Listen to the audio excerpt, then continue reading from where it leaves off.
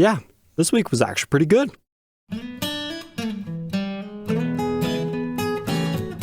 Welcome back, troglodytes, to your daily dose of guitar information, the Trogly's Guitar Show. Time for that weekly Mod Collection Demo Shop update. This week, maybe not the craziest designs in the world, but some really choice pieces that we need to talk about. That has nothing to do with mushrooms. Poor unwanted guitars. Beautiful in their own right, but priced above what people want to pay.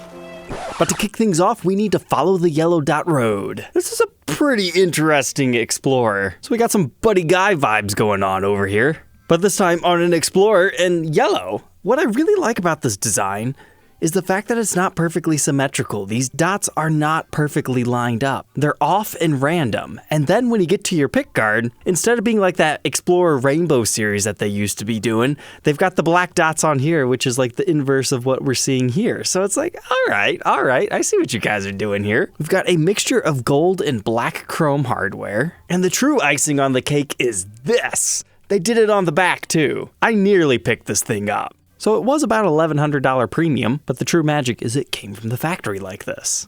Next up, Gibson. I just want to say, put this in production. It's gorgeous. Although we might need to change the name from Extreme Cherry Fade Satin to Raspberry Burst or something. This would fly off the shelves. I love this really muted, subdued, kind of pinkish purple vibe going on here. I mean, imagine that in a teardrop shape too. However, at the same time, this is one of the few perimeter burst finish jobs I like. Now, our rusty relic hardware, it kind of works with the vibes of this, but wouldn't be on a production model. And the nice rosewood fretboard complements the colors. We've got an old world Gibson style logo on it, just for fun, a hard shell case, and they left the back alone. So let's play Did It Sell or Not? I'm on the fence. I'm gonna think this one sold. And I was right. But hey, 2 weeks ago we missed a purple Flying V custom. This week we had Fay Green. It's a nice green color, even with a matching headstock. I would say it looks better than the last one because we don't have the widowed effect on the binding. But oh, that's interesting. Normal custom shop serial number. I wonder if that was restamped or was this an abandoned made to measure? At $47.99 though, there's no way that's still available. Nope, gone. And if you need a cool complement to Fay Green, you've got Blueberry Sparkle Explorer Custom. That's a nice striking finish. The blinding white complements the blue color on top of the binding also being colored over, and the mother of pearl inlays is also a match to that. But yet taking the covers off those pickups and having the black chrome hardware complements the black here. So this is just such a supportive guitar all around. The Gibson logo looks a little bit strange to me. Just its whole orientation, but it has the matching headstock going on here. And of course, the back was also refinished. It probably started as a blue metal flake, but then they have the blue coat over top of it instead of a clear coat because our Gibson logo has been bluified as well as our serial number. But this one was $6,000. That's kind of pricey, but it was cool. But if that Explorer was too crazy, here's just a regular antique natural one. $2,200. Whoa, whoa, whoa, whoa. Fender wide range humbucker.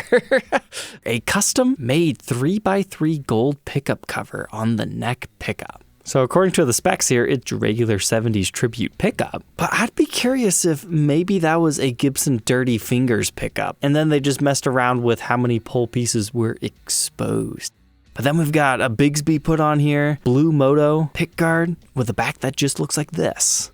Here's another one that I would classify as strange. Blue Chrysalis Satin. All right, we got a quick little biology lesson for you guys. A chrysalis is the cocoon, the stage before the butterfly. So keep that in mind, because maybe a beautiful blue butterfly is coming out of this one, because that's what you got here, blue. And then its wings have been spread with the whole double pickguard. We've even got the Dirty Fingers pickups in here. You might think that's strange to put in a semi-hollow, but talk to Gibson in the 70s. The back is also blue, but the neck is an aqua blue. So that happens when you have a maple neck and a mahogany body.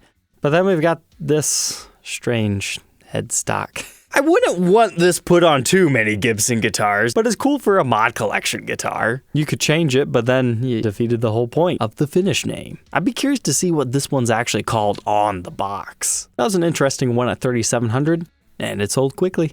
But here was another really tempting one. It was listed as SG Standard 61 left-handed.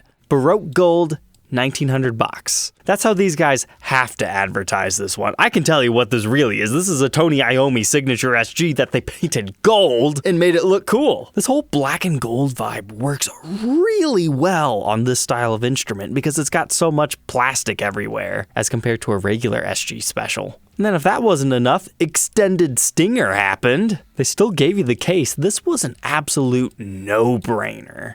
This 339 had a dark green metallic satin finish. Lots of satin this week, not too much gloss. But they did that on the front and back. But now we have a Pickled Walnut 59 reissue. Who's making up these names? What does Pickled Walnut? I mean, is that actually a thing? Maybe it is. But I like it. It's like a very ambered over brown color. And then, just like my Crocodile R9. Croco Melon, as they called it. It's got an interesting textured pickup cover. I really like that. But is it trying to be the texture of a pickle? The back looks like it has some sort of a dark burst going on. And then, thank you from the bottom of my heart, you're not putting the junior tuners on these things anymore. On a reissue style guitar anyways. But it seems we're seeing a lot more of these DS00XX style serial numbers, but I swear we've seen more than 50. They don't seem to go in any particular order for us as far as the release goes, but I feel like we've been stuck in the 50s for such a long time. Which I guess that sentence could be used in a lot of different areas as far as Gibson's concerned. But that's all right, we're all troglodytes. We are deliberately old-fashioned. But this one's not old-fashioned, a Les Paul Classic Plus in blueberry, but with blue pickup rings, strange black pickguard, gold hardware. Kinda works, but I'd probably take the pickguard off. Looks like the back got left alone. There was a regular SG Special at $1,400. Appears to be the ebony finish. It's got that toaster P90 pickup in the bridge and a mini humbucker in the neck.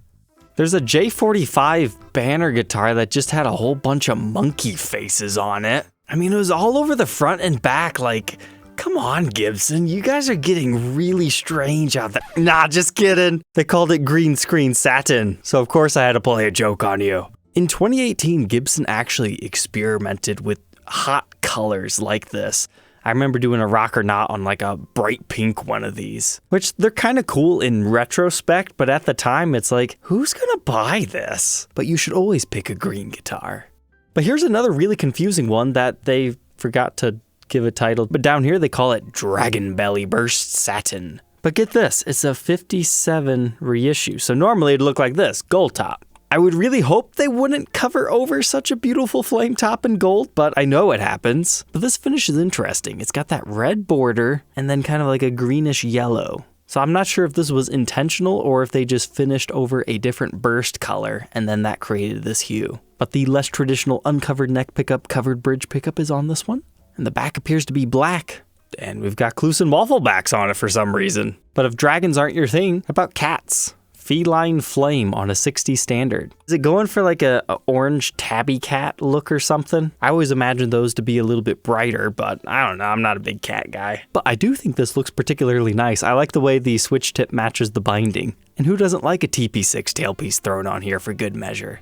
Add in your ambered overhead stock with your Gibson branded Schaller M6 tuners. I had somebody message me asking, is this new old stock 70s, 80s stuff? No, there are some high-end arch tops that still use these tuners yet today. But I would love to see Gibson go back to these Schaller tuners. So first we had a 57 standard that was trying to be a 59. Now we've got a 59 trying to be a 57, but it's like an orange top. I wonder if those titles got swapped. I think this looks good in a limited edition kind of way. But ooh, still has the red back. I'm surprised that one hasn't sold. It's kind of cool. But then we got transparent gold burst. Maybe it looks cooler in person because you can kind of see right here how it's a little bit more Goldilocks-y. So it might just look like a gold top with a black border, whereas other times it looks like this pumpkin burst. But hey, P94 in the neck position. The back has a reddish burst going on. But due to the photos, it wouldn't surprise me if that one's still here, at the time of recording anyways. But hey, that's not too bad. In 2 days, they are only left with 5 of the new offerings. That's more than we can say for the past couple of weeks.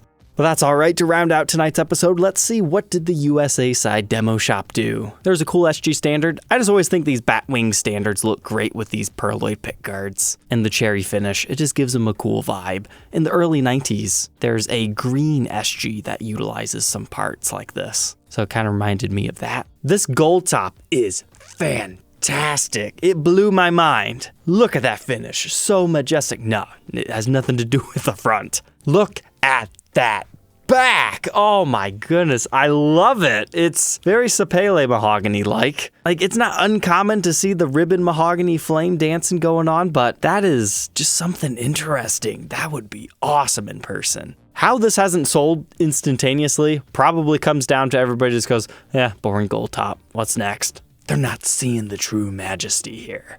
Next up, we have an Access Custom. I just shared it because it finally didn't have a Floyd Rose. I love Access Customs, but I don't have a use for a Floyd, so I prefer the Stop Bar variety. Next up, we got another one of these cool special double cuts. I really want to review one of these. There's a very limited market as far as used goes, so I'm still kind of scared to buy one of these, but they look fantastic. And then to match our chimpanzee monkey guitar, we've got one in cherry this time, but it just seems to be like a big bright red until you get to the back. I would assume most people would say this one is a little bit more palatable than the green. And now onto the European side of things. We had a Les Paul Special. That was an ebony finish, but it wasn't stained quite dark enough in all the areas. So you get this cool halfway stained effect. I really like that. I think they should just do that for all of them. That makes the ebony finish look so much cooler.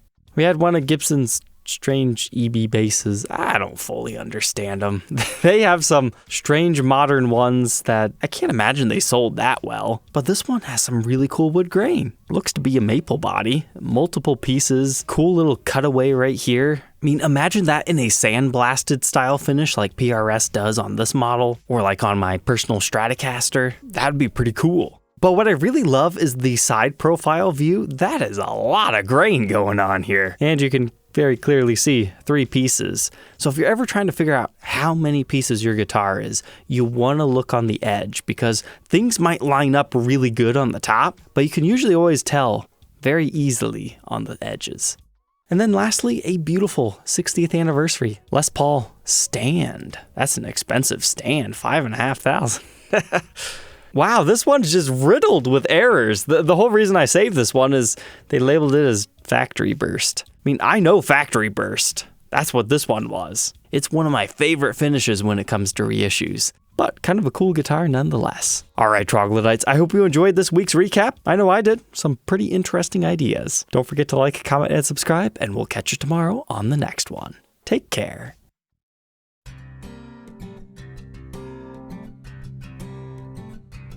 If you enjoyed tonight's episode, how about you check out that time when I played a Lefty guitar in honor of Tony Iommi? Trust me, I think you'll like this one.